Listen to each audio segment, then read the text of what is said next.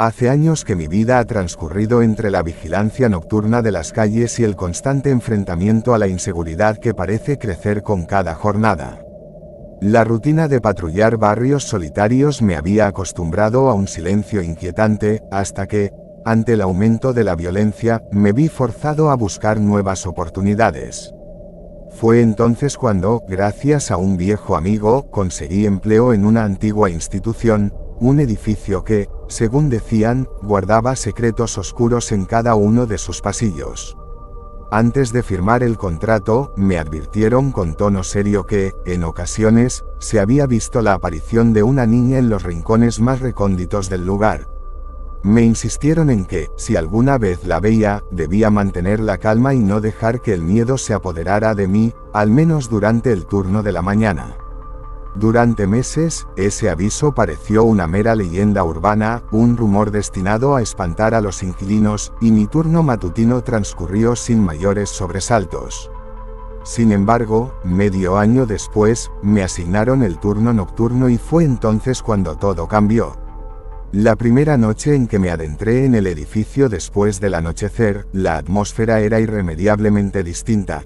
El silencio era absoluto, y los pasillos, iluminados solo por la tenue luz de mis linternas, parecían estirarse en direcciones imposibles.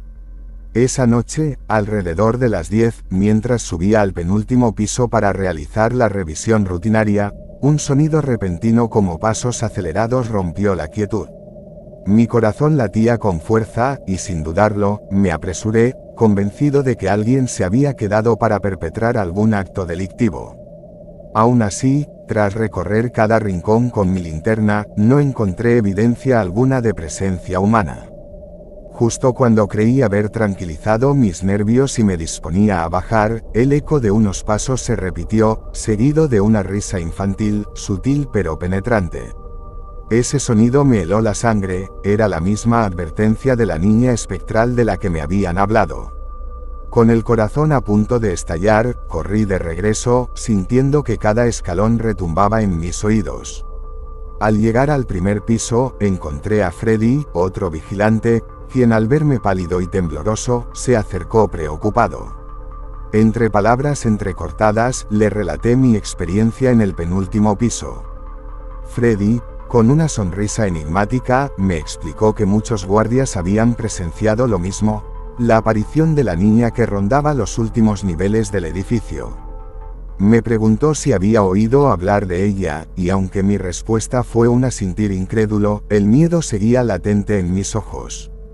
Freddy me ofreció acompañarme en una ronda por los pisos superiores para confirmar que no hubiera ningún intruso. Con reticencia y aún con el eco de aquella risa infantil en mi mente, acepté. Al pasar frente a un salón oscuro, cada sombra parecía moverse con intención, y mis nervios se dispararon.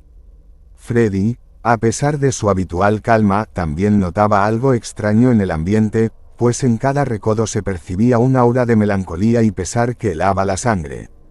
En los días siguientes, la tensión se volvió insoportable. Mi turno nocturno se convirtió en una lucha constante contra el miedo y la soledad. No tardé en entablar conversación con otros compañeros, quienes, con voz baja y mirada furtiva, me contaron la leyenda que había circulado por años. Durante unas antiguas remodelaciones, una de las hijas de los obreros había visitado el edificio. En un trágico descuido, un objeto pesado cayó sobre ella, causándole una muerte instantánea.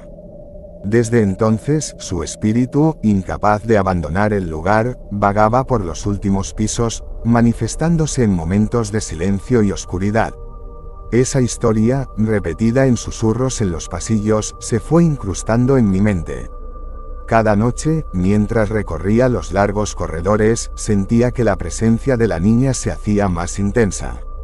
En ocasiones, creí verla reflejada en un cristal o en la penumbra de una esquina, en otras, la risa se mezclaba con el murmullo del viento. La incertidumbre y el terror se fusionaron en una experiencia que desafiaba toda lógica. Una noche, mientras inspeccionaba un salón particularmente lúgubre, decidí detenerme y observar en silencio. El aire se volvió gélido y, por un instante, el tiempo pareció detenerse. Fue entonces cuando, casi imperceptible, vi una figura etérea recorrer lentamente el pasillo, con el vestido raído y los ojos vacíos de una pena inabarcable. La imagen se desvaneció en el parpadeo de mi linterna, dejándome sumido en una confusión que mezclaba miedo y compasión. ¿Era realmente un espíritu en pena o solo el fruto de mi imaginación exacerbada por la soledad de la noche? La experiencia me marcó profundamente. Con el paso de las semanas, intenté ignorar lo sobrenatural, pero cada vez que el turno de noche comenzaba, la expectativa y la tensión se acumulaban. Incluso Freddy, a quien consideraba un hombre de temple, confesó que había sentido el peso de esa presencia en más de una ocasión. Poco a poco, la leyenda de la niña espectral dejó de ser una mera advertencia y se convirtió en parte vital de la atmósfera del edificio.